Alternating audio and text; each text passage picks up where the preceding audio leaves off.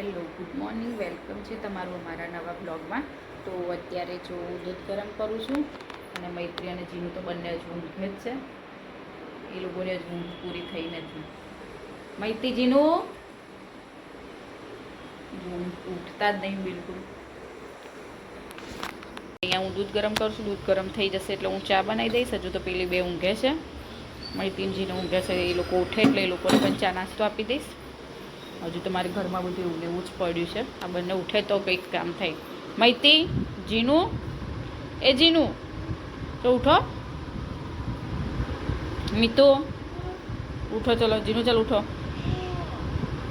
ઉઠ ચાલ ફટાફટ. જો કેટલા વાગી ગયા. ઊભી થાય નહીં તો હું ખાટલો ઊંચો કરી દઉં છું. ઊભી રહે, ખાટલો ઊંચો કરું.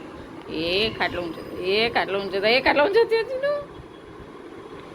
યા બીક જ નહીં લાગતી.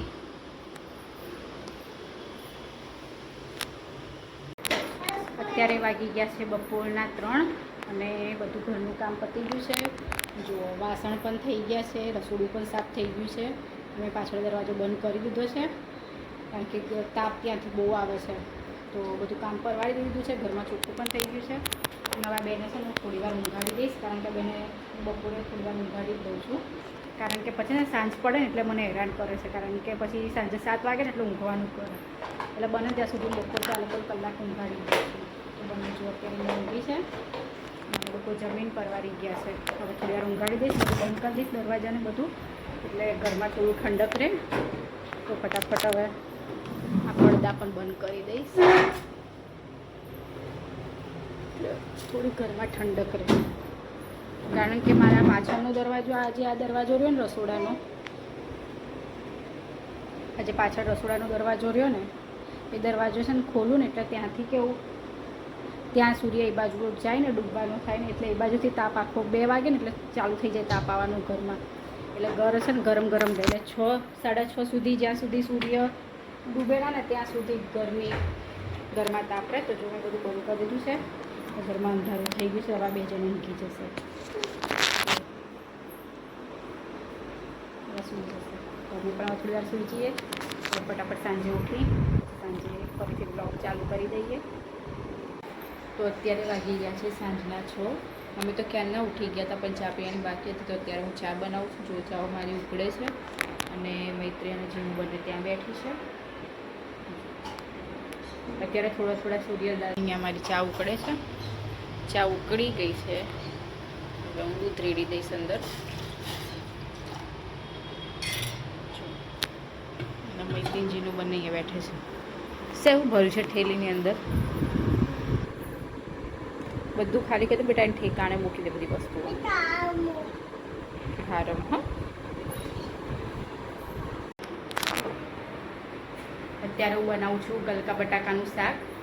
તો બટાકા જો અહીંયા આગળ બટાકા પહેલાં મેં સબ્જી નાખી દીધા છે. બટાકા ચડી જાય પછી છેલ્લા ગલકા નાખીશ, કારણ કે ગલકાને પાણીની જરૂર પડતી નહીં, એ જાતે ચડી જાય છે. એટલે અમે છે ને એકલા ગલકાનું શાક નહીં કરતા, પણ બટાકાને ગલકાનું મિક્સ સબ્જી બનાવીએ છીએ. જો જીનું અને મૈત્રી બંને અહીંયા રમે છે. તો ફટાફટ બનાવી દઈશ શાક અને પછી રોટલી કરી દઈશું અને પછી અમે જમી લઈશું. તો અહીંયા આગળ ગલકા મેં સમારી રાખ્યા છે અને અહીંયા મારા બટાકા ચડી જશે. બટાકા ચડી જાય એટલે પછી આ ગલકા નાખી દઈશ. પછી વગર પાણીએ ચડવા દઈશ ધીમા તાપે, એટલે મસ્ત થઈ જશે બંને મિક્સ સબ્જી. બહુ ફાઇન લાગે બટાકા અને ગલકાનું મિક્સ સબ્જી. અત્યારે અમે જઈએ છીએ બહાર આંટો મારવા માટે. જો મૈત્રી અને જીનો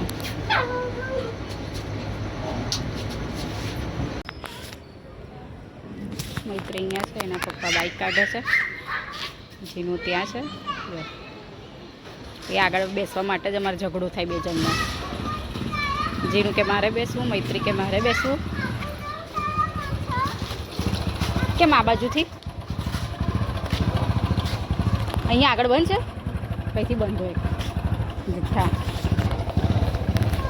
બેસવું છે ટૂંકનું. માજી મરી ગયા હતા 2-3 દિવસ પહેલાં. માજી આપણા ફેરમાં તો કોઈ માજી નહીં રહેતું. કાલે છે લાગે. તો ડેકોરેશન કરે.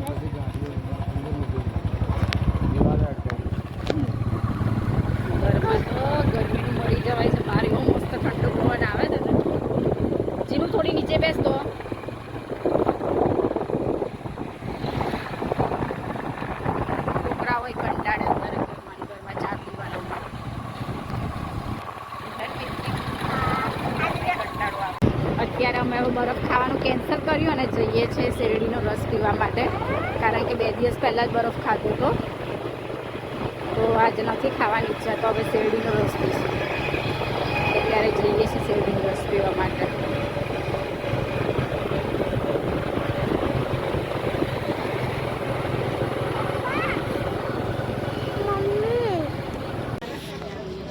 મસ્તી કાકે પીઓ